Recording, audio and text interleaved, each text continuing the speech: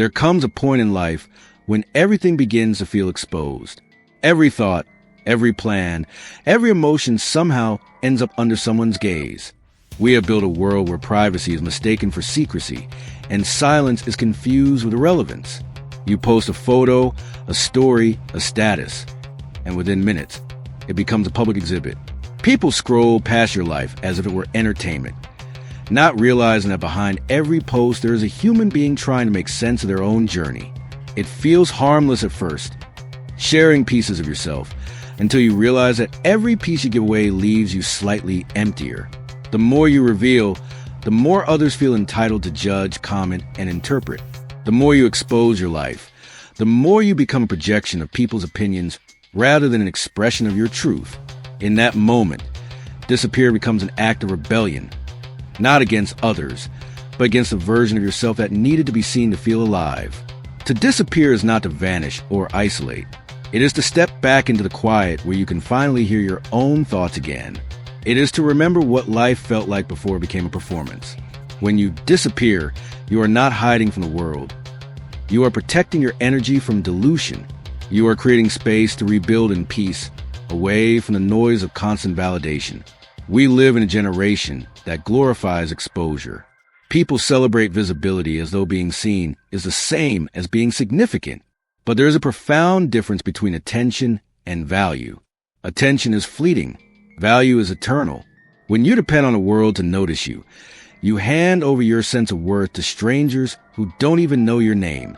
The irony is that in trying so hard to be seen, most people lose sight of themselves. They chase applause that can vanish with the next scroll. They confuse being relevant with being real. The power of disappearing lies in the courage to step away from that race.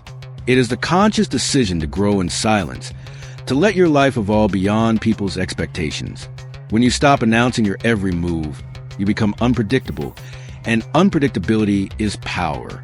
The world doesn't know what to expect from you anymore, and that uncertainty becomes your advantage. Your absence creates intrigue, but your peace becomes the real prize. At first, disappearing feels uncomfortable. The ego resists it. The mind craves recognition like oxygen. You feel the urge to explain your silence, to justify your withdrawal. But slowly, you begin to feel something rare: stillness. The noise fades, the comparison fades, and what remains is you, raw and unfiltered. You begin to meet yourself again, without the interference of judgment. You realize how much of your personality was shaped by other people's perceptions, the way you spoke, dressed, thought, even what you desired. When no one is watching, you finally understand what you actually want. Growth, in its purest form, happens in silence. It does not crave applause. It does not seek witnesses. It simply unfolds. A seed does not sprout in sunlight alone. It first breaks open in darkness. Likewise, every transformation begins privately. You shed the layers of old identities, the roles you once played to please others. You start confronting the uncomfortable truth that much of what you called success was actually survival, the need to be validated.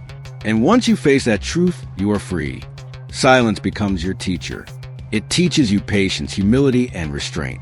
It shows you that you do not need to respond to every comment or prove every assumption wrong.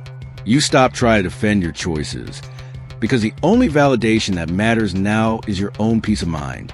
The world continues to shout, but you no longer need to shout back. That is true maturity, learning to exist beyond the need for acknowledgement. As you work quietly, something powerful begins to build inside you. Momentum. The energy that was once wasted explaining yourself now fuels creation. The attention you used to crave turns inward and becomes focus. You start doing the work, not for approval, but for alignment. You find joy in progress that no one sees, and pride in discipline that no one applauds. This is the stage where most give up because it feels invisible. But invisibility is where character is forged. The discipline you build in silence becomes the strength you carry into every challenge ahead. And then one day, without any announcement, the results of your quiet work begin to appear. The world notices, but you no longer need it to. You don't crave their surprise or their praise. You have already made peace with yourself. That is a paradox of disappearing. When you finally return, your results shock everyone, but you feel no need to explain them. The noise you once fought to be heard over now feels meaningless. You have outgrown the need to be understood. When you move from seeking validation to building peace, life changes dramatically. You stop measuring your worth in numbers, likes, followers, opinions. You start valuing the quality of your solitude, the integrity of your decisions, the calm in your own mind. You begin to trust the process that once terrified you. You understand that detachment is not apathy. It's mastery. It's the ability to remain centered regardless of how others perceive you. Detachment is what the ego fears most. The ego thrives on attention. It wants to be remembered, admired, envied. But the soul seeks none of that. The soul seeks truth, not recognition. It's in your disappearing that the ego weakens and the soul awakens. You realize that peace has always been waiting behind the noise. This stage of solitude is sacred, but also misunderstood. People will ask where you've gone. They'll wonder why you're quiet, why you stopped showing up in the places you once filled with noise. They'll project stories, some kind, some cruel. Let them. Their assumptions are not your responsibility. Every era of transformation requires misunderstanding. Those who cannot see your silence as strength were never meant to understand your growth. As you walk this quieter path, you'll notice another transformation.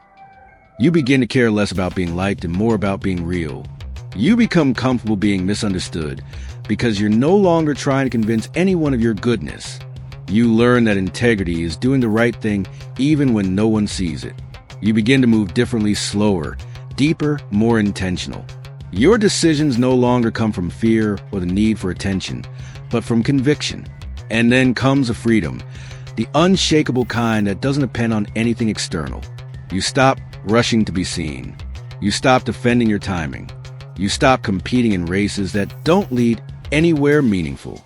You become grounded in your lane, focus on your purpose, immune to comparison. You realize the world moves fast, but real progress is quiet and slow. What is built in silence lasts longer because it was never dependent on noise. In this space, life simplifies. You notice beauty again in ordinary mornings, in deep breaths, in moments that can't be captured. You rediscover gratitude, not as a habit, but as a way of existing. Gratitude for solitude, for peace, for the chance to rebuild. You start to see that disappearing was never about escaping people. It was about finding your way back to yourself. Eventually, you reach a point where the only opinion that truly matters is your own. You stop checking who viewed, who liked, who approved. You check in with yourself instead. Does this bring me peace? Does this align with who I am becoming?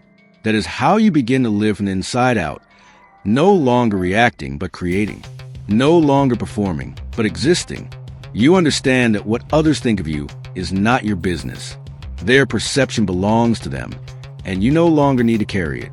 When you live this way, you develop an inner silence that no chaos can disturb. You become untouchable, not in arrogance, but in stillness. You see the world with clearer eyes. You realize that most people speak not from wisdom, but from noise, and you no longer seek wisdom in their words. You find it in your quiet moments, in the calm knowing that you're exactly where you're meant to be.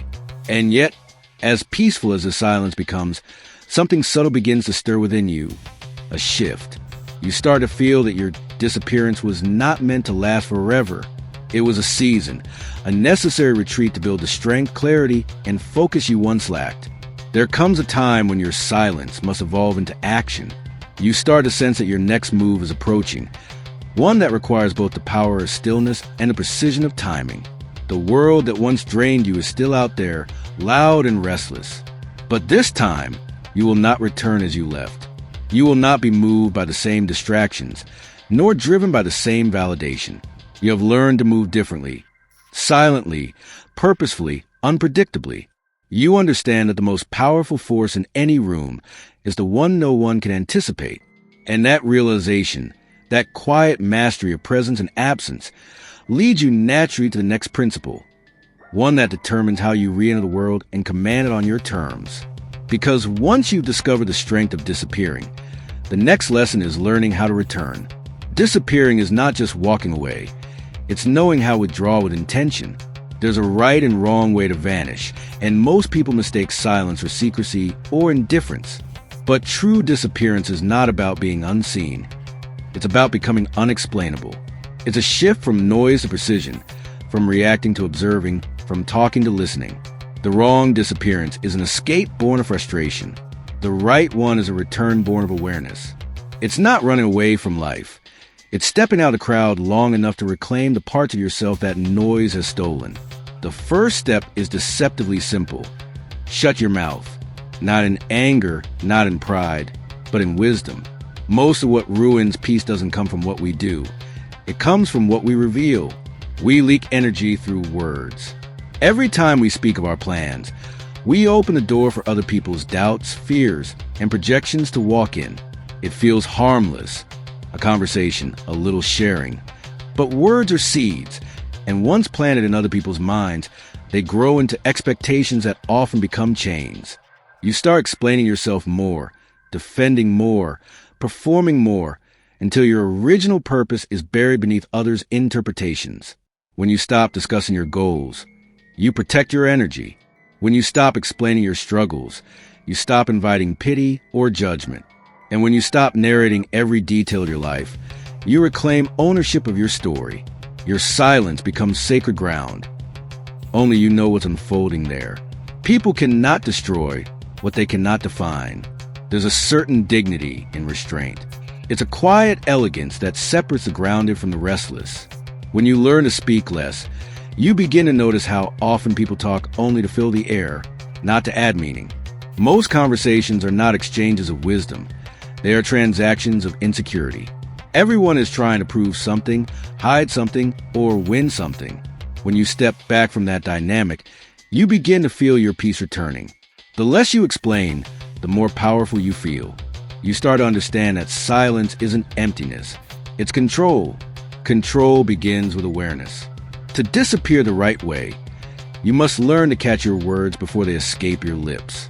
Thought control leads to emotional control, and emotional control leads to life control. Every time you feel an urge to share, a victory, a dream, a frustration, pause. Ask yourself, why do I want to say this? Is it because it serves my purpose, or because it feeds my ego? Is it to connect or to be seen? That small moment of pause becomes your filter. You'll be surprised how much doesn't need to be said when you start listening to your motives. Mystery is power. In a world addicted to exposure, mystery is rebellion. It unsettles people because they cannot place you, predict you, or define you. Most individuals reveal everything about themselves within minutes. Their dreams, fears, income, heartbreaks, plans. They crave being understood so badly that they forget the beauty of being unreadable. When you're mysterious, people are forced to respect what they can't categorize. Silence creates curiosity, and curiosity creates gravity. You become someone who draws attention without demanding it. But mystery isn't about manipulation. It's about protecting your frequency. Every word you share carries vibration. When you discuss your dreams too early, they lose momentum. Words release energy. Silence stores it. You've probably felt this. The excitement of telling someone your plans, followed by an invisible loss of drive. It's because speaking triggers the brain's reward system. You feel as if you've already accomplished something just by verbalizing it. The mind mistakes conversation for completion. That's why the most disciplined people guard their words. They understand that silence preserves hunger. To disappear the right way, you must learn the art of internal dialogue. Talk to yourself more than you talk to others. The mind becomes sharper when it listens inward. Reflect, write, plan, pray, but do it quietly. The less you broadcast, the more focused your energy becomes. Solitude is not loneliness. It's refinement. It's where intention turns into structure and structure into reality. Every powerful transformation begins with a period where you become your own confidant. There's a deep psychological shift that happens when you start keeping things to yourself. You become less reactive. People's opinions start to lose weight because you're no longer feeding them data to use against you. When no one knows your next move, they can't sabotage it. When no one hears your struggles, they can't offer unhelpful sympathy or disguised envy. You start to realize how much noise in your life was self-created, born from your need to share. Silence doesn't just protect your plans. It detoxes your environment. Still, it's not easy. The impulse to share is deeply human. We all want to be seen, validated, understood. That desire isn't weakness. It's just misplaced when we hand it to the wrong people. Not everyone deserves front row access to your becoming. Some people listen only to compare, others to compete, and some to gossip. You must learn to discern. A trusted partner, a mentor, or a true friend, one who holds your word with care and no agenda, is enough. Everyone else can wait until your results speak for you. Learning restraint doesn't mean suppressing yourself. It means channeling your energy where it matters most. There's a subtle difference between secrecy and maturity. Secrecy hides out of fear. Maturity withholds out of strength. When you practice silence consciously, you are not avoiding connection. You are cultivating intention. You are training your mind to respond rather than react, to observe rather than explain. You start realizing that silence isn't the absence of communication. It's the elevation of it. People might misinterpret your quietness. They may call it arrogance, detachment, or pride. Let them. You're not responsible for managing anyone's interpretation. The world has forgotten how to read subtlety. Loudness has become synonymous with confidence. But the truth is, loudness often signals insecurity, while calmness signals control. There is nothing more powerful than someone who can stand still while everyone else is rushing to be heard. The discipline of silence extends beyond words. It touches how you use attention. Attention is a currency more valuable than money. Where it goes, energy flows. When you constantly speak of your plans, you scatter attention outward. When you hold them close, you keep attention inward, where it strengthens focus. This is why people who speak less often achieve more. Their energy isn't diluted by explanation. They understand that action is the only language that matters. Over time, this restraint begins to sculpt your identity. You become someone whose calm unsettles the restless. Your quiet confidence commands more respect than any boast could. You start noticing that people lean in when you finally speak, because your words carry weight. You've trained them and yourself to understand that your voice isn't for noise, it's for meaning. That's the beauty of selective speech.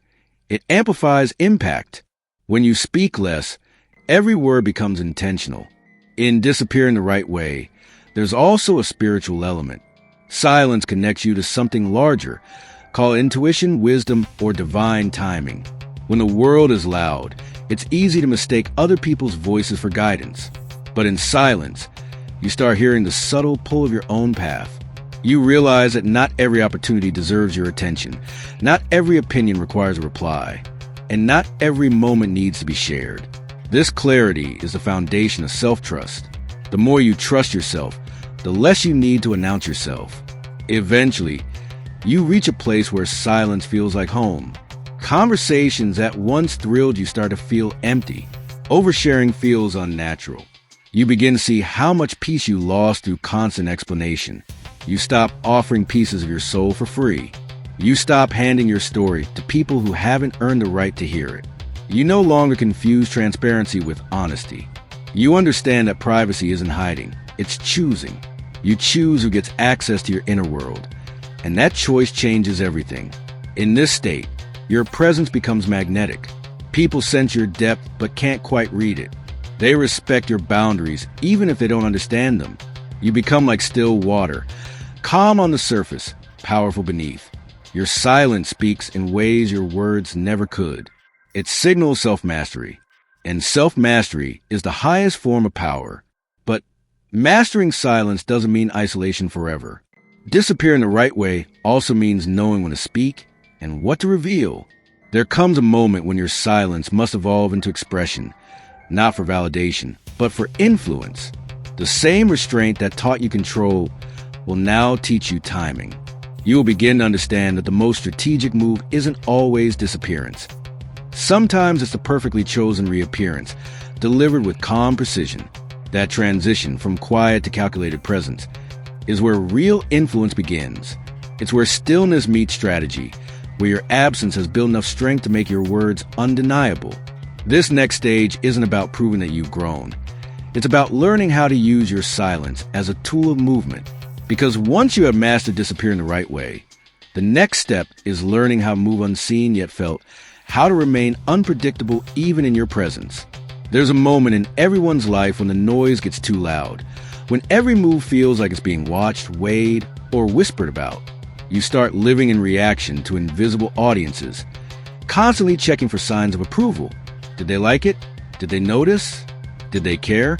And slowly, without even realizing it, your inner compass, that quiet voice of truth that once guided you, begins to fade beneath the static of other people's opinions. Most people never notice when it happens. They confuse attention with validation, likes with love, followers with friendship. They build their worth on borrowed mirrors, each reflection changing depending on who they're standing in front of. But the truth is brutal and liberating at once. Most people don't care as much as you think. The world is too busy thinking about itself. Every person you're trying to impress is fighting their own battles, replaying their own insecurities, chasing their own forms of approval. You are not the center of their thoughts. You are a passing moment in their day. Once you accept that, freedom begins. Caring too much about what others think is a quiet prison. You start editing yourself to fit rooms that were never meant for you. You shrink your voice so others feel comfortable. You seek permission before making choices that already feel right. You wait for signs that you're doing okay, not from your own intuition, but from their reactions. It's exhausting, this constant audition for acceptance. And what's worse, it never ends. The approval you chase today will be forgotten tomorrow. The same people who once clapped for you will find someone else to watch. Because external validation is like sugar. It gives you a rush, but it can't sustain you. Real nourishment comes from within. You have to reprogram your mind to care more about what you think. That doesn't mean arrogance. It means alignment. It means rebuilding your self-image from the inside out, not the outside in. Every decision, every opinion, every move must start from one question. Does this feel right to me? Not will they like it? Not will this make me look good? But will this make me proud? Because when your choices begin to reflect your own values instead of others' expectations, confidence becomes natural. You no longer need approval. You become approval. But getting there takes unlearning. We are conditioned since childhood to please. We were rewarded for obedience, not authenticity. We were told to fit in, not stand out. To be polite, even when uncomfortable. To smile, even when hurt.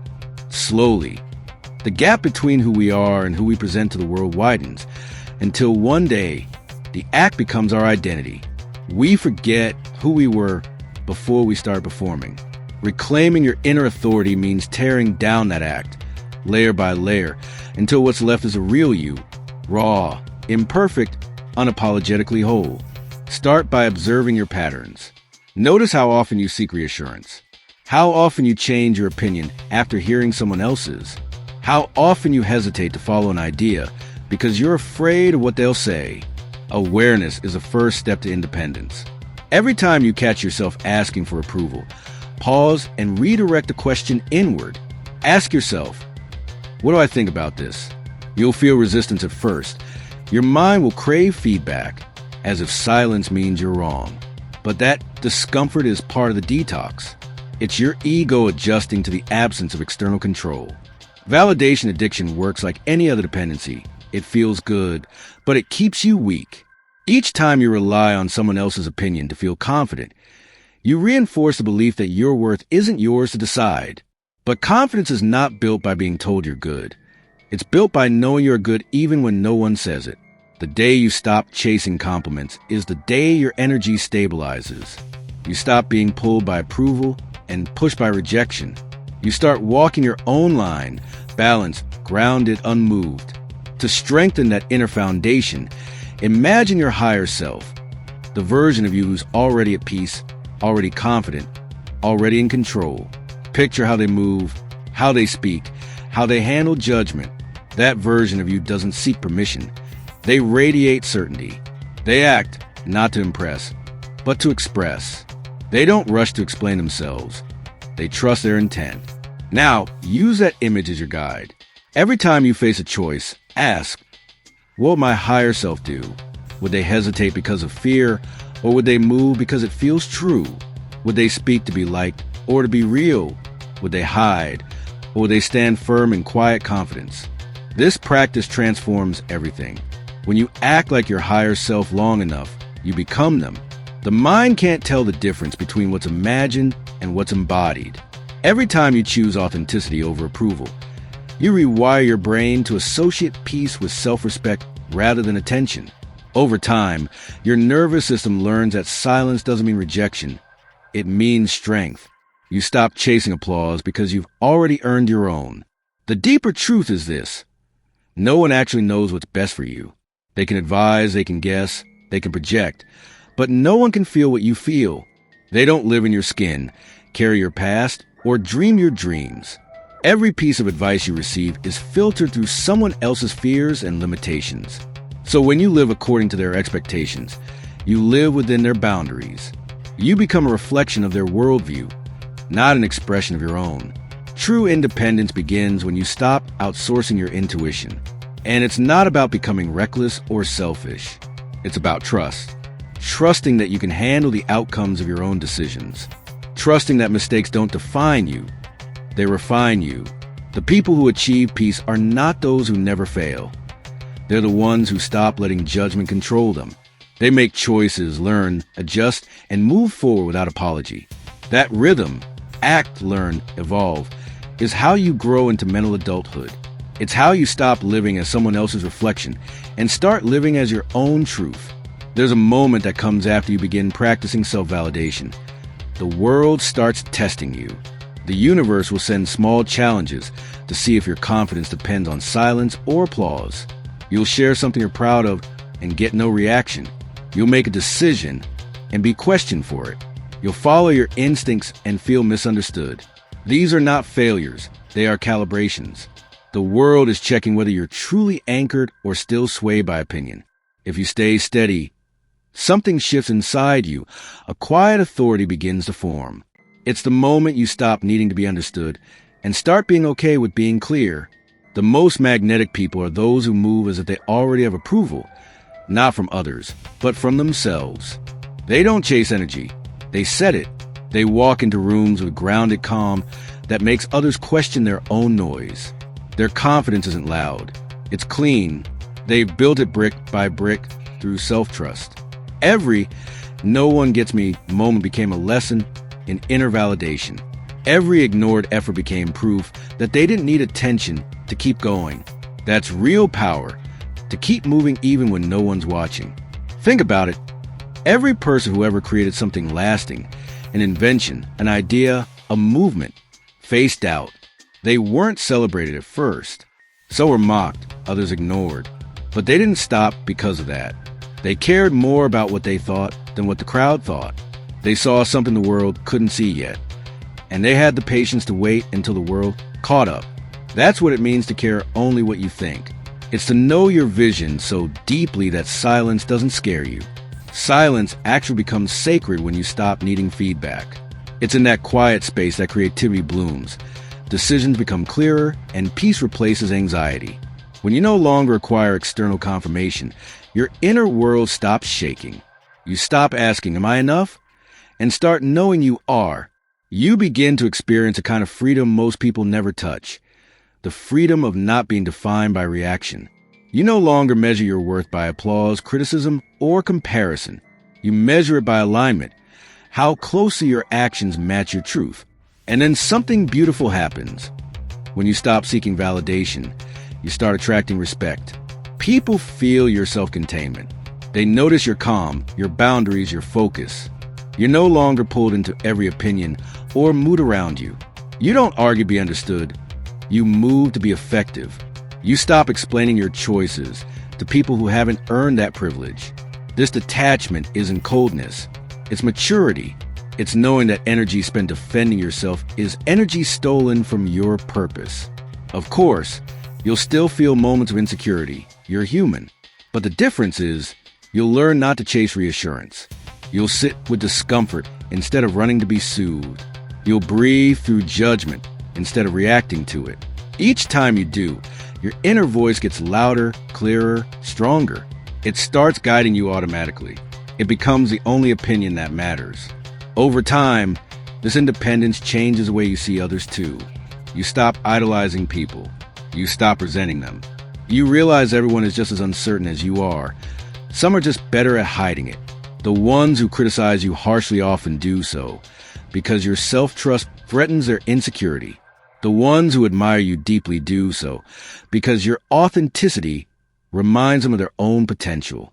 Either way, you learn not to take it personally. Praise and criticism both lose their power. You listen, learn, and move on unshaken. Caring only what you think doesn't mean shutting the world out. It means filtering it through your truth.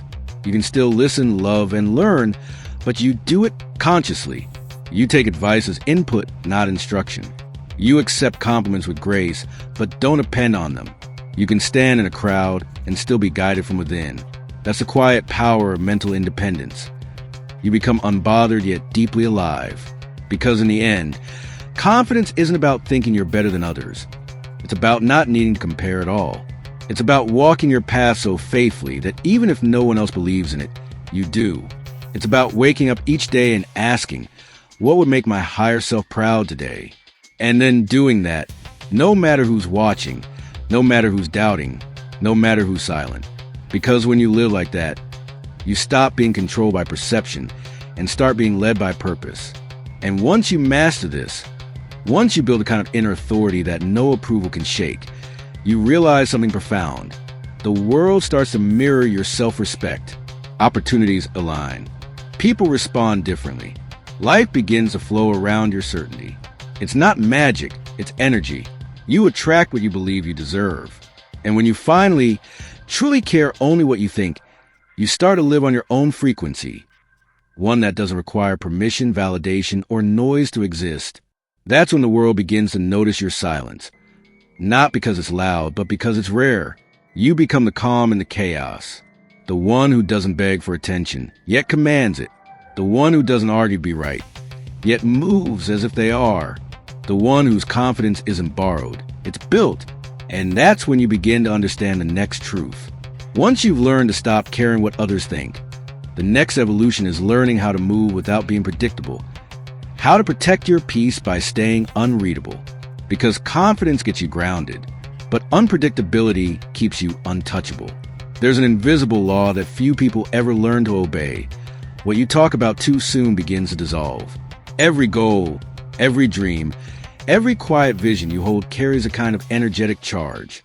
It's fragile and new, like a flame still learning how to breathe. Each time you expose it to the air of other people's opinions, that flame flickers. Too much wind, and it goes out. We live in a culture obsessed with announcement. People share before they've even started. I'm working on this. I've got something big coming. I'm going to change my life. It feels good to say it out loud.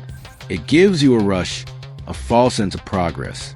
But the brain doesn't know the difference between talking about a goal and working toward it. The moment you speak, it releases the same satisfaction you were meant to earn through effort. That's why most ambitions die in conversation. They've already been rewarded with attention. Every time you share your plan, you invite noise into it.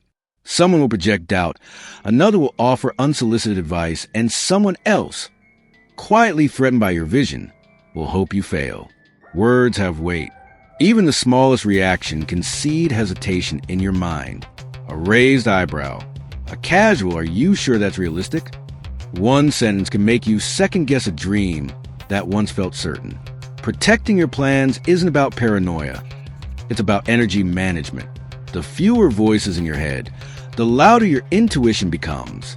There's something sacred about privacy when you're building. In silence, your ideas can evolve without interference. They can change, shape, adapt, and strengthen. When no one's watching, you're free to fail quietly and adjust without embarrassment. Growth hidden from the public, becomes purer, more authentic, less performative. You stop creating for applause and start creating for alignment. Your motivation shifts from "how will this look" to "how will this feel when it's done?" Keeping your ambitions private isn't secrecy born of fear. It's protection born of respect. You wouldn't leave precious jewelry lying in the street. Your dreams deserve the same guard. Each plan you make is a seed, and seeds only grow underground. The soil protects them from the elements, until they're strong enough to face the light. Speak too soon, and you pull the seed out before it's ready to bloom. There's also a psychological truth behind this. People often feel more accomplished after announcing their goals than after achieving them. It's called social reality, when your brain mistakes verbal commitment for progress. You post that you're writing a book, starting a business, training for a marathon. The likes pour in. You feel seen. But deep down, that validation steals the hunger you need to finish. The brain checks the box. Goal acknowledged. Mission accomplished. And your fire cools. That's why the most successful people often seem mysteriously quiet. They appear suddenly with results, leaving everyone wondering where they'd gone. They weren't gone, they were working. They understood that focus is fragile and attention is currency. They refuse to spend theirs on premature applause. When you hide your plans, you also learn patience. You stop rushing to prove yourself and start building at your own pace.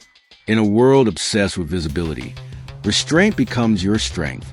You move without broadcasting, act without explaining, and evolve without announcement. Every step you take in private compounds, energy accumulates instead of dispersing. By the time you reveal what you built, it's undeniable. You don't have to convince anyone. It speaks for itself. Of course, there will be moments when advice is necessary. Guidance is part of growth. But even then, be selective.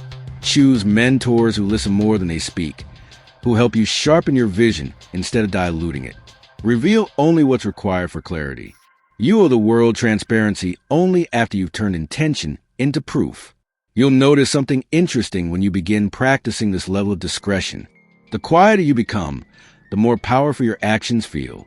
You start to sense momentum building in the dark, a kind of private confidence that doesn't need witnesses. People may call you distant or secretive, but silence is often misunderstood by those who rely on noise to feel relevant. Let them guess. Mystery isn't manipulation, it's mastery. To live this way requires discipline of the mouth and mind. You have to catch the impulse to announce before it leaves your lips. That urge to share, where does it come from? Usually from insecurity. We talk about our plans because we crave acknowledgement. We want proof that what we're doing matters. But true assurance doesn't need an audience. When you learn to self-validate, silence stops feeling empty and starts feeling powerful. Try this the next time excitement hits. Instead of telling someone what you're about to do, channel that energy into action. Write the first page. Make the first call. Take the first step. Let results be your announcement. Over time, you'll realize something profound. Progress made in private feels cleaner. It belongs entirely to you. There's no distortion from opinion, no performance for approval, no dilution of focus. It's just you and the work. And when the time comes to reveal what you've been building, you won't need to justify it. Your results will do the speaking. People will see the change, the achievement, the evolution, and wonder how you did it. That's the quiet satisfaction of secrecy. You spent months or years sowing effort in silence, and now the world finally sees a bloom. But by then, you're already thinking of your next seed. There's a deeper layer to this practice, too. It trains humility. Talking about your plans feeds ego. Protecting them nurtures purpose. When you stop announcing every move, you detach from the identity of the person who's going to do great things and become the person who simply does them. The focus shifts from how others perceive your ambition to how well you execute it. The spotlight moves from your image to your integrity. In the stillness of privacy, you also learn discernment. Not every idea is meant for daylight. Some are stepping stones, not destinations. When you give them too much attention too soon, they solidify before they're ready. But when they remain hidden, they can breathe, grow, and transform naturally. Silence gives your vision room to evolve. There's an elegance and restraint that modern life often forgets. The more accessible you are, the more predictable you become. But when you master the art of subtlety, when people can't read your next move, you reclaim power. You stop being a character in someone else's narrative and start being the author of your own. That's the paradox of invisibility. When no one knows your plans, every outcome looks like destiny. Protecting your goals doesn't mean isolation. It means sovereignty. You can still connect, collaborate, and communicate, but consciously. You choose what to reveal and when. understanding that every word carries weight. Silence becomes a filter for quality. If something loses its importance when unspoken, it probably wasn't worth saying. There's beauty in knowing things no one else knows. Your direction, your purpose, your inner blueprint. It creates an aura of calm confidence, a quiet certainty that others can feel but not define. People sense that you're moving differently, that you know something they don't. That mystery inspires respect without effort. History, too, favors the discreet. The most effective strategists, inventors, and creators worked in shadows before stepping into light. Their secrecy wasn't selfish. It was essential. It shielded their work from interference, their vision from dilution, and their purpose from noise. They understood that ideas need solitude before they can withstand scrutiny. If you want to create impact, you must first learn to protect incubation. The discipline of secrecy eventually reshapes your entire mindset. You begin to speak less overall, not from withdrawal, but from wisdom. You realize that words are energy, and energy is finite. Every sentence you don't say becomes strength reserved for creation. Every unspoken plan becomes potential waiting to be realized. You stop wasting energy convincing and start using it building. Soon, you'll notice peace replacing pressure. Without the need to broadcast progress, you move at your own rhythm. Your motivation stops rising and falling with reactions. You begin to measure success by quiet milestones, consistency, depth, authenticity. You learn to enjoy the process without craving recognition for it. The journey becomes cleaner, lighter, yours. And when you finally emerge with something finished, something real, the impact multiplies. People feel the depth in what you reveal because it carries the weight of solitude, the refinement of patience, the focus of undivided attention. You'll realize then that secrecy doesn't just protect goals, it perfects them. So, guard your plans like sacred art in progress. Speak less, act more. Let the mystery of your work build its own momentum. Each time you resist the urge to announce, you strengthen your power. Each time you choose silence over validation, you sharpen your focus. Each time you withhold just enough, you invite the world to meet you in awe instead of expectation. Because power shared too early becomes pressure. But power protected grows into presence. And once you've mastered the art of protecting your vision, a new challenge awaits. How to move with such calm precision that even your actions remain unreadable. Because true mastery isn't just hiding your plans. It's executing them in plain sight, without anyone realizing until it's done. Growth is meant to be seen, but not yet. In a world where everyone posts every fragment of their lives, silence has become the rarest flex. People are so desperate to prove they're improving that they forget to actually improve. Every small win gets broadcasted. Every minor achievement is wrapped in filters and hashtags. But real transformation, the kind that rewires your spirit, refines your thinking, and reshapes your reality, happens in the quiet. When you show the world your progress too early, you hand over your peace. You turn your evolution into a public performance. You allow others to measure, compare, comment, and judge what was meant to be sacred. The becoming of who you're meant to be. The ego loves an audience. It craves applause, even for half-finished work. But that's exactly what ruins the work. Think of a seed sprouting underground. It doesn't announce itself to the soil. It doesn't lift its first fragile stem and scream, "Look, I'm growing."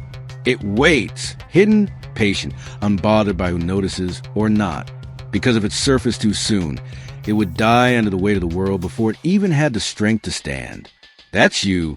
Your progress, especially in the beginning, is as delicate as that seed. The moment you start sharing every step, you open yourself up to energy you're not ready to handle. The curiosity, the envy, the skepticism, the unsolicited opinions. Not all attention is admiration. Sometimes it's distraction in disguise. When you hide your progress, you protect your momentum. It's easy to forget how sacred momentum really is. Once you start improving, physically, mentally, financially, emotionally, your brain starts craving feedback.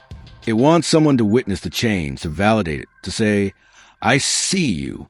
But the danger lies in that moment, because validation tricks the brain into believing the work is already done. That small dopamine rush, the compliment, the like, the recognition, mimics the feeling of achievement.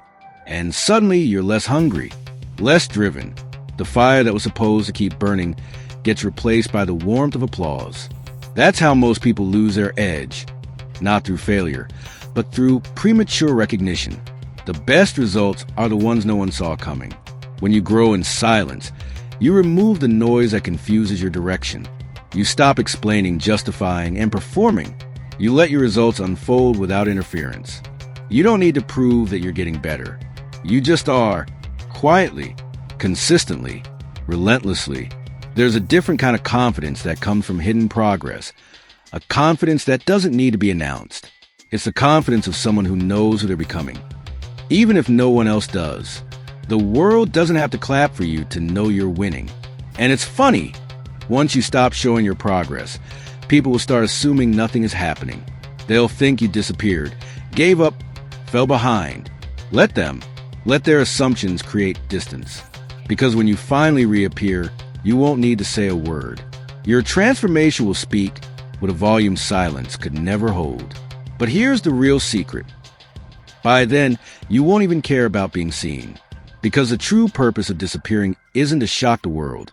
It's to detach from it, to outgrow the need for validation entirely. When you're growing for yourself, not to prove, not to impress, not to pose, the reward shifts inward. You start valuing peace over popularity, substance over show, depth over display.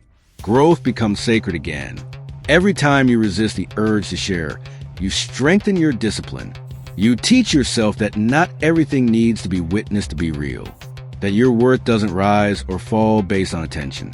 You reclaim control over your energy, over your narrative, and that's where your real power begins. Think about it. The most powerful transformations in history happen behind closed doors. Masters trained in solitude. Innovators failed hundreds of times before unveiling their breakthroughs. Artists disappeared for years before returning with a masterpiece. They didn't live stream their becoming. They protected it. Because greatness doesn't thrive under constant observation. It demands privacy, patience, and precision. But our modern world doesn't reward that. It rewards visibility. It tells you to document your grind, to share your journey, to build in public. And while those ideas sound empowering, they come at a hidden cost. They make your process performative. Suddenly, your progress exists for others to consume, not for you to experience. That's how you lose authenticity. When growth becomes content instead of evolution, the truth is, your progress loses its power the moment it becomes a show. The ego doesn't want to hear that. It wants to be seen working hard. It wants recognition for effort, even before results exist. But progress isn't about being seen. It's about becoming solid. The less you show, the stronger you grow. Every time you think, I can't wait to show them, pause. That's your ego talking, not your higher self. The higher self doesn't seek applause. It seeks alignment. It doesn't post-proof. It practices consistency. It doesn't announce change. It embodies it. If you can master the art of hiding your progress, you'll start to feel an internal calm that can't be faked. You'll stop rushing to prove and start enjoying the process itself. You'll begin to notice that real progress is quiet. It doesn't need to scream. And here's something few understand. Silence amplifies your impact. When people can't predict your moves, they can't limit you. When they don't know your direction, they can't interfere. Mystery creates space for power to expand. That's why you never see lions announcing their hunt. They move silently, focused, unseen, until the moment arrives. Apply that energy to your life. Keep your progress invisible until it's irreversible. Until no one can question it, reduce it, or sabotage it. Until the results are so undeniable that silence itself becomes your statement. This doesn't mean you become cold or detached. It means you become intentional. You choose where to place your energy, and proving yourself no longer makes a list. You start understanding that you owe no one an explanation for your pace, your process, or your priorities. Your progress is yours alone. Protect it like peace. Each time you withhold a piece of your journey, you reinforce your self-control. You remind yourself that not everything valuable needs validation, that sacred things lose power when exposed too soon. The modern world has taught people to fear obscurity, to think invisibility equals insignificance. But the opposite is true. Hidden progress is not invisibility. It's incubation. You're not lost. You're leveling up in silence. Let them think you've slowed down. Let them think you disappeared. Let them underestimate what they can't see. Because the more they doubt, the freer you become. Doubt from others creates space for self-belief to expand. It's a strange paradox. The more invisible you become, the more inevitable your success feels.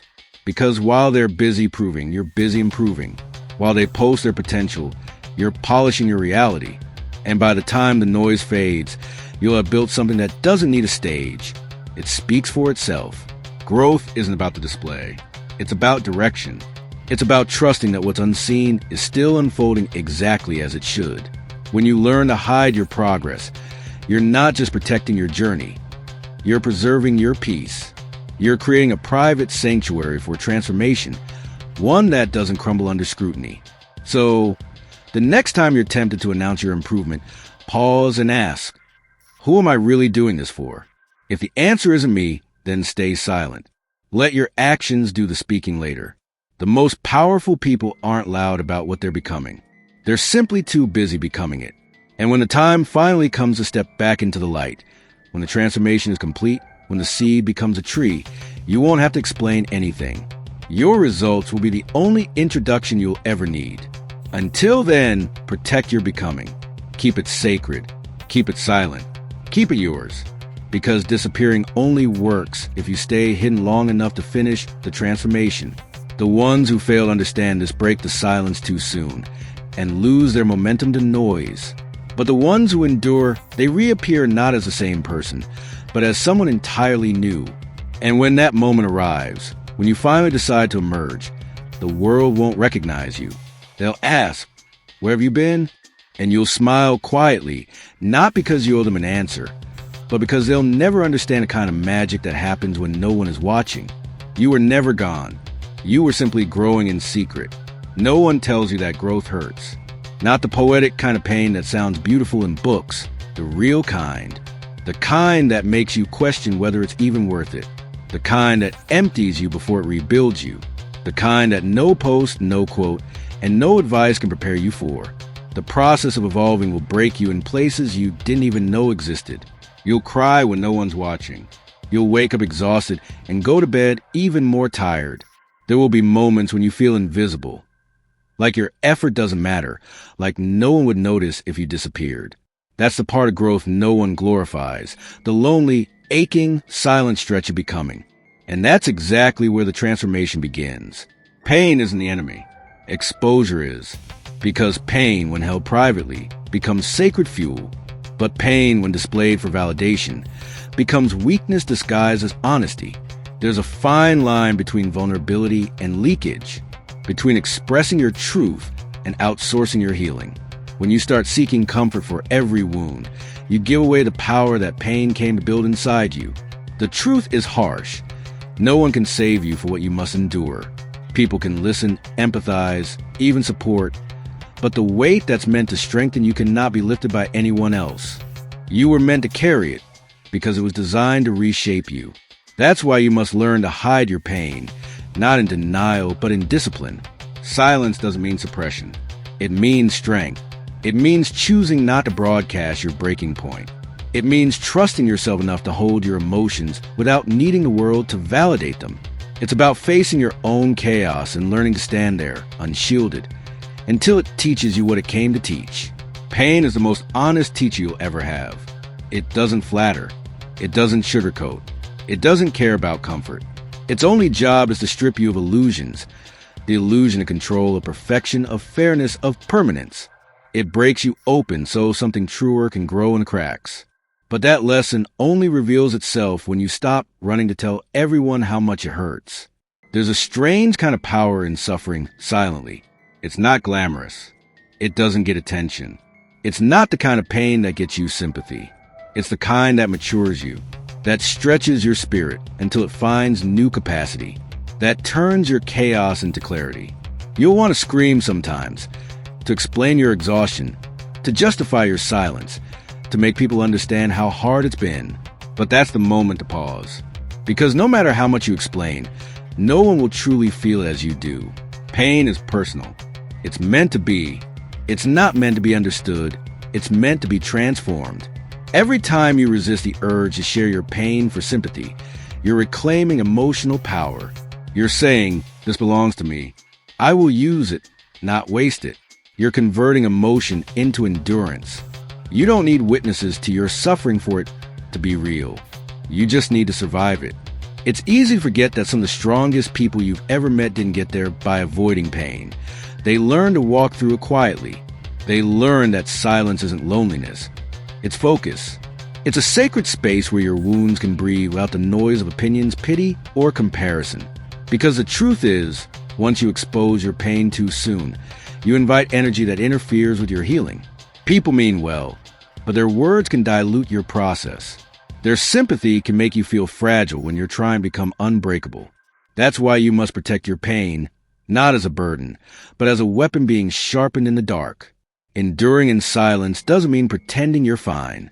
It means knowing that everything inside you, the confusion, the heaviness, the exhaustion, is molding you into someone different, someone tougher, someone wiser, someone no longer controlled by the need for reassurance. Pain refines your relationship with yourself. When you sit with it, without distractions, without venting, without theatrics, you begin to see what you truly believe about life, love, strength, and worth. You begin to understand your patterns, how you run from discomfort, how you self-soothe, how you rebuild. You start recognizing that the pain you thought was breaking you was actually teaching you resilience disguised as suffering. At some point, the tears dry, not because the hurt is gone, but because you've learned to see it differently. You stop asking why me and start asking what now? That's the shift when pain becomes purpose. Hiding your pain doesn't make you cold. It makes you composed. It gives you time to process before you speak. It allows you to heal before you explain. It turns your story from something chaotic into something coherent. That's emotional sovereignty, being able to feel deeply without being ruled by feeling. Because pain that endured in silence turns into wisdom. Pain that performed in public turns into a cycle. The world will always reward oversharing. It will tell you to speak your truth. But often what they mean is perform your truth. They don't care about your healing. They care about the spectacle of it. But healing isn't entertainment. It's evolution. It's something you do behind closed doors, quietly, when no one's clapping. It's sitting with the discomfort until it softens. It's forgiving yourself for things that still sting. It's choosing to rise again when no one even knew you fell. That's what it means to hide your pain, not to bury it, but to let it breathe in private, to let it do its work without interference, to let it sculpt you quietly. You'll know you've started healing when you stop needing to prove how much it hurt. Pain leaves a mark, yes, but it also leaves instruction. It teaches patience. It teaches empathy. It teaches humility.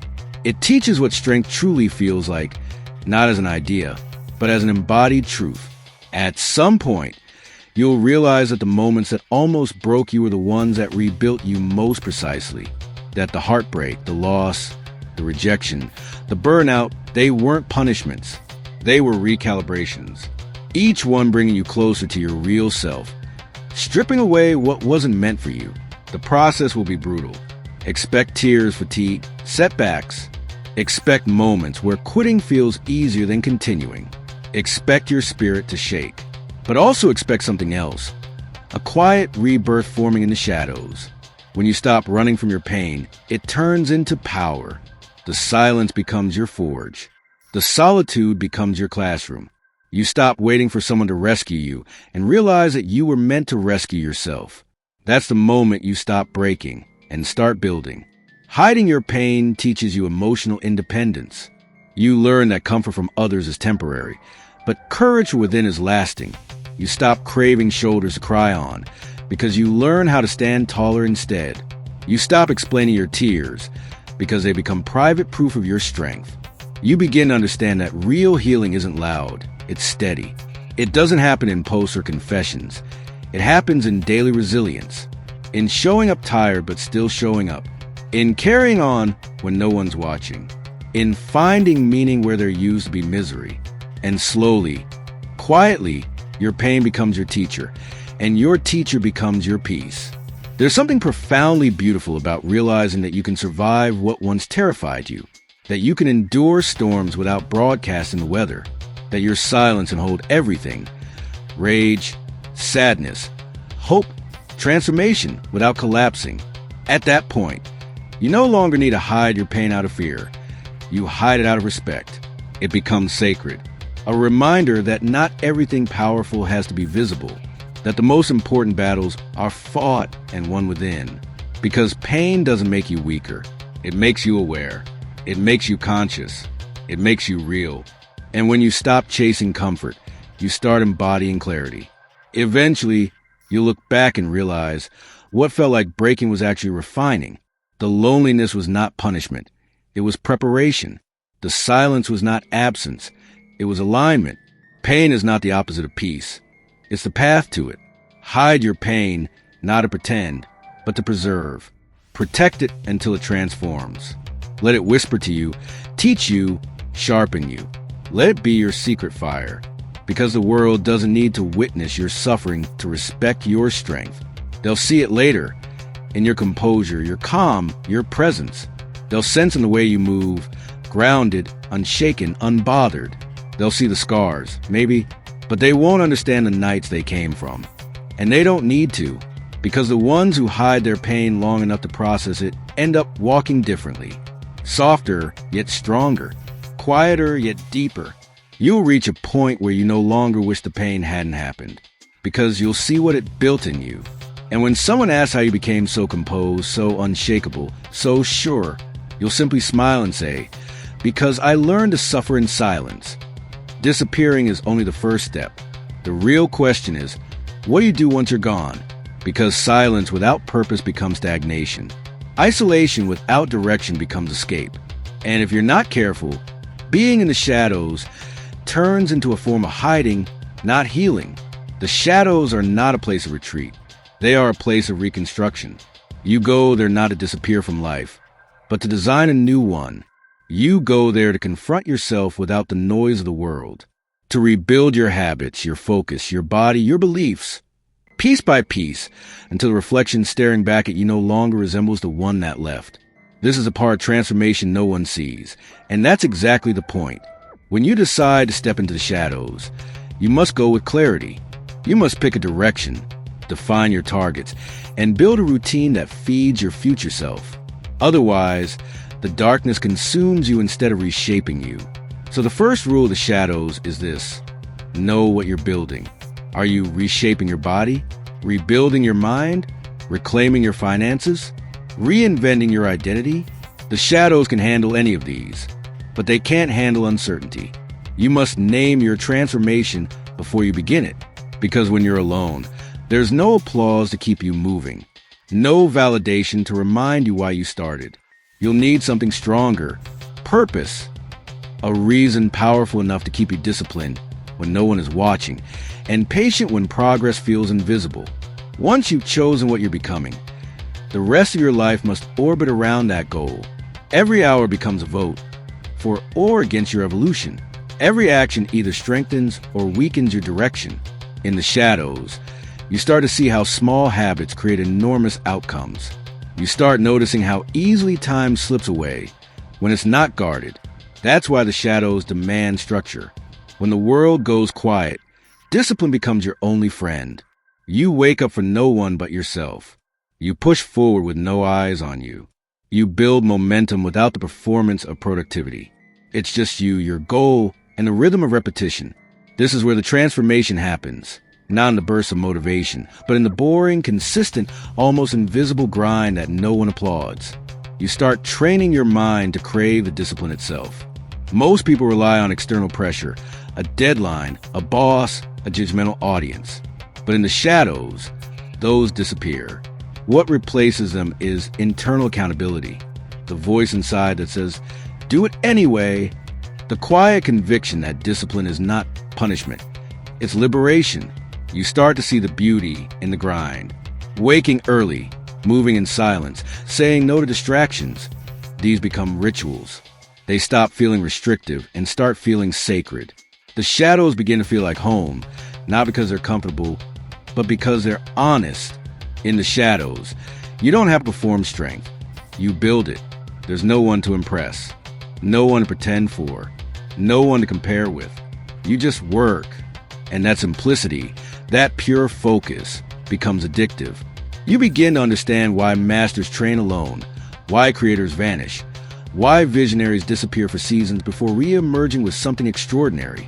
It's not arrogance, it's alchemy.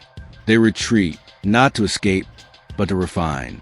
Because all great transformation requires darkness, a place where light can't distract and stillness can sculpt. In those quiet hours, when the world sleeps and your mind is sharp, you'll start to feel something shift. The distractions that once owned you lose their power. The habits that once drained you fall away naturally.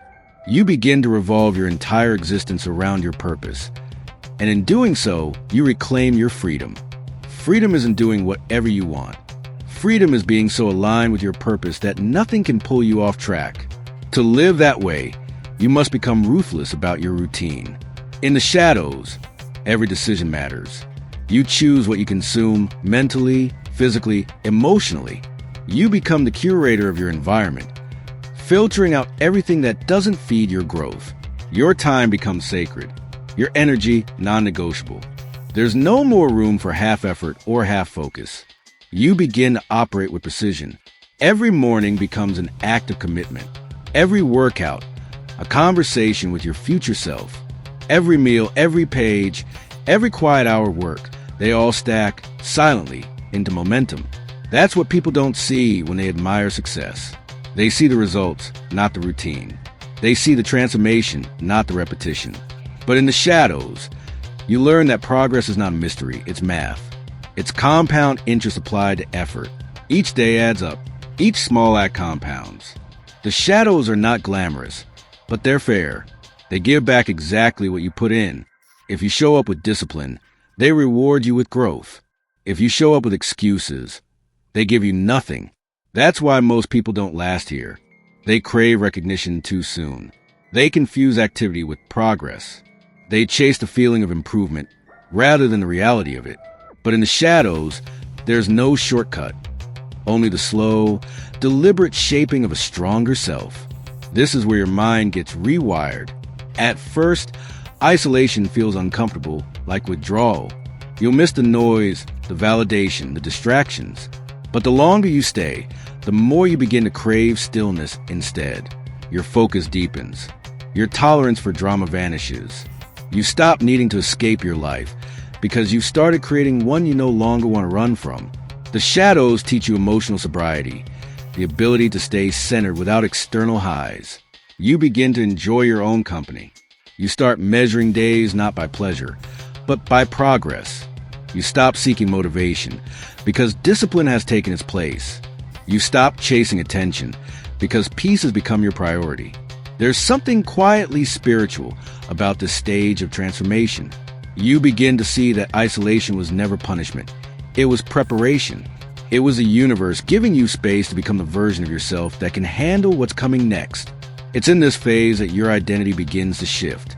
You stop identifying with who you were, the one who doubted, who procrastinated, who sought approval. You start becoming the one who simply does, the one who moves with calm certainty, not because they're confident, but because they're consistent. You realize that while the world measures success by outcomes, real success is built on systems. In the shadows, you stop obsessing over when you'll arrive, because you understand that the process itself is the arrival. Each day of effort, each quiet victory, each disciplined choice, they are the success.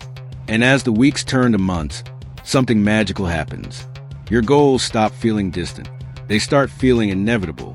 You begin to feel the power of momentum, that quiet force that builds beneath the surface until it becomes unstoppable.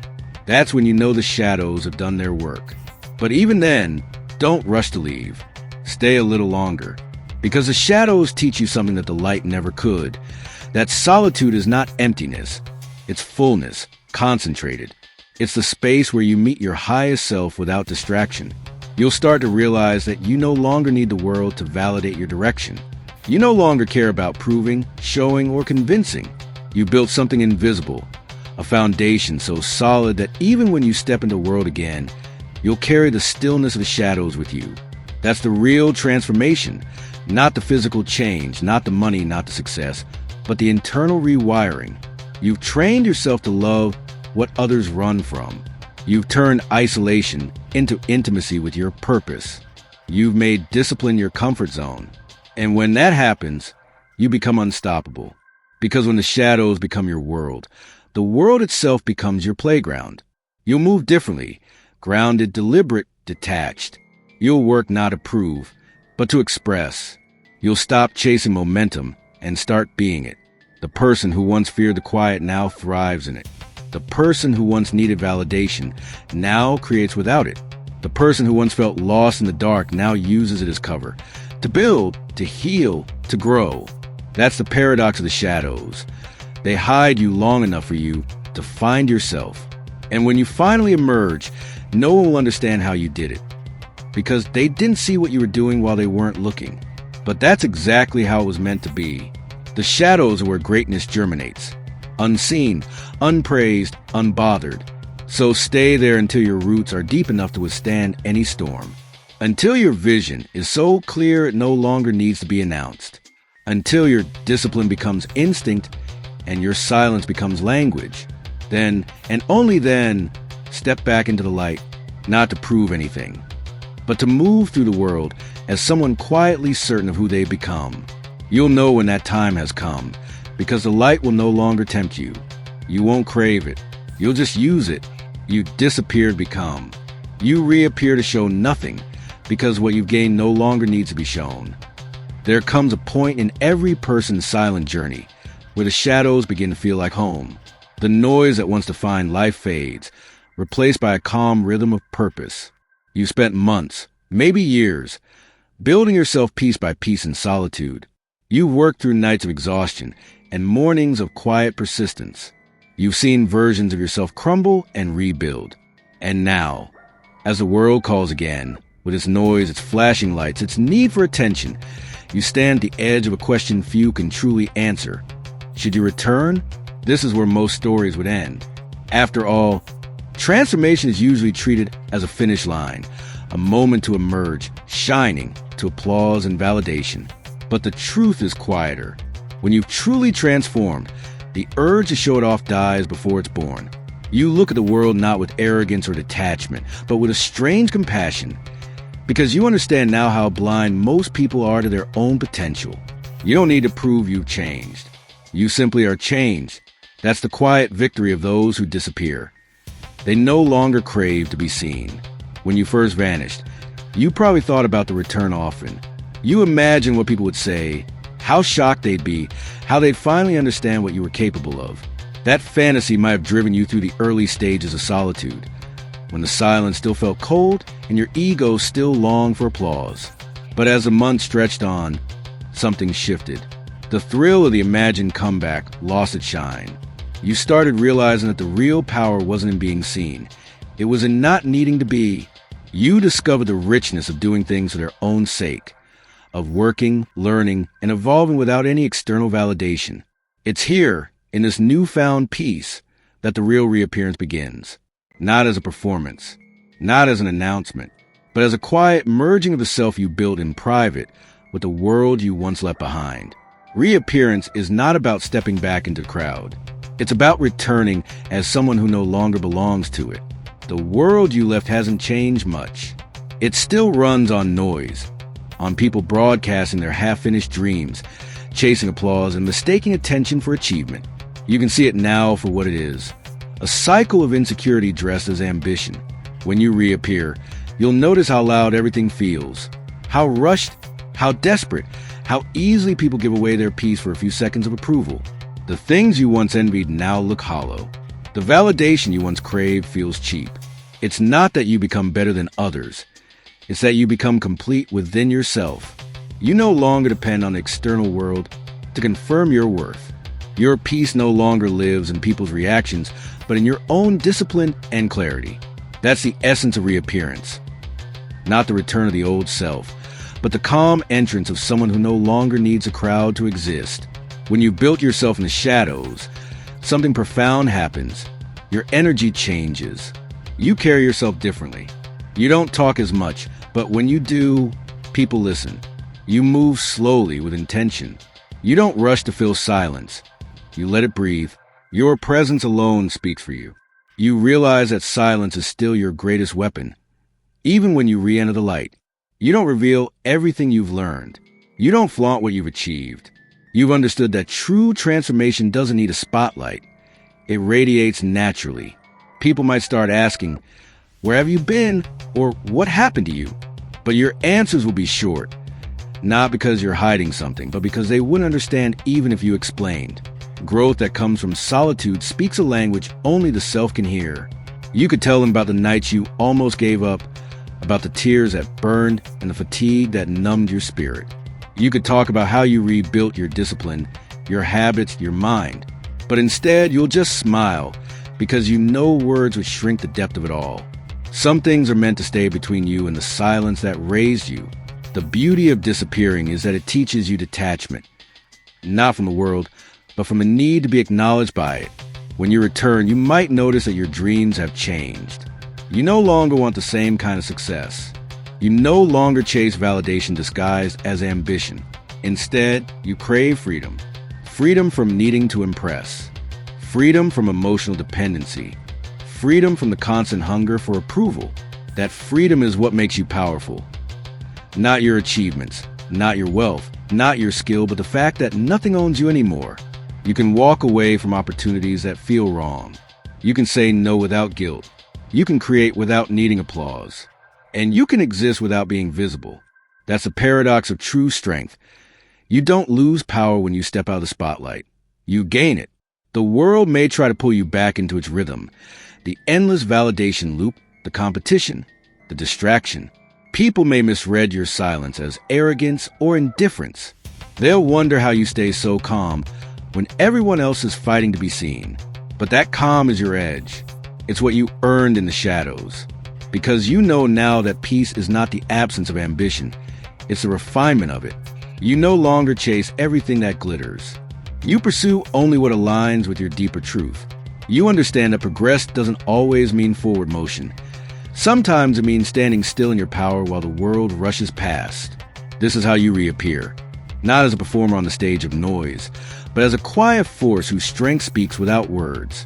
There's something magnetic about people who move like this. You'll notice how others begin to lean in, curious but unable to define why. Your silence will make them wonder. Your peace will unsettle them. Your consistency will inspire them or threaten them. But none of that will matter to you anymore.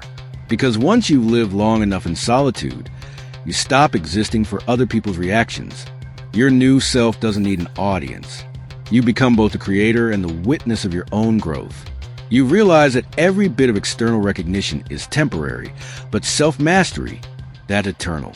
So when you finally decide to step back into the world, whether in a relationship, a career, or a new purpose, you'll do it quietly, with the grace of someone who's already won the inner war. You won't announce your comeback. You'll just move differently. You'll operate with a precision that doesn't seek approval, but commands respect. And you'll carry a kind of stillness that unsettles noise itself. When people see you again, they'll sense it, that something has changed. They won't be able to put it into words, but they'll feel the difference. You might speak the same way, with the same clothes, even live in the same place, but your energy will tell a different story. The old you live for recognition. The new you lives for peace. You don't crave to show success anymore. You simply embody it. Every decision, every movement, every breath carries intention. You don't explain your boundaries. You enforce them. You don't argue for your worth. You live it. That's the kind of transformation that can't be faked. The kind that only silence and solitude can build. Eventually, you'll realize that reappearing isn't about returning to the old world. It's about entering a new one. A world where you no longer react to every distraction, where you no longer need to prove anything, where you move only when purpose demands it. Your transformation isn't just about becoming someone new. It's about unlearning who you thought you needed to be. It's about releasing the identity that depended on others' attention to feel alive. You now exist on your own terms, quietly, confidently, peacefully. You'll interact with people. Yes, you'll build, create, and connect. But you'll do it without losing yourself. Because your solitude taught you something priceless. You don't owe anyone access to your mind, your emotions, or your peace. The world can see the surface. Your depth remains your own. Some people might mistake your calm for emptiness. They'll say you've changed, become colder or more distant. But you'll know better. You haven't become cold. You become contained. You've learned that not every feeling needs to be shared. Not every plan needs to be spoken. Not every win needs to be posted. You become comfortable holding things within, letting them grow quietly in your chest until they bloom naturally. Without an audience. That's not isolation. That's mastery. The kind of mastery that doesn't shout, doesn't prove, doesn't demand. It just exists, steady, unshaken, immovable. When you reach this stage, something profound happens. You start to see how little the world's chaos actually matters. You begin choosing your battles carefully. You protect your energy like gold. You listen more, react less. You move with the patience of someone who understands that everything unfolds in its time. You become untouchable. Not because you've hidden yourself, but because you've learned to guard your peace with quiet strength. And maybe one day, you'll decide to reappear fully, to share your voice again, to build something bigger, to lead, to teach. You'll do it from a place of abundance, not need. You'll speak because you have something real to offer, not because you crave to be heard.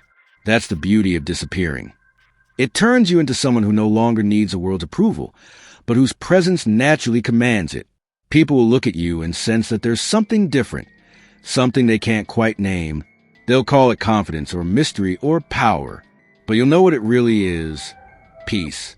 The kind that can't be bought, taught, or faked. The kind you only find after losing yourself in silence long enough to meet your truest self.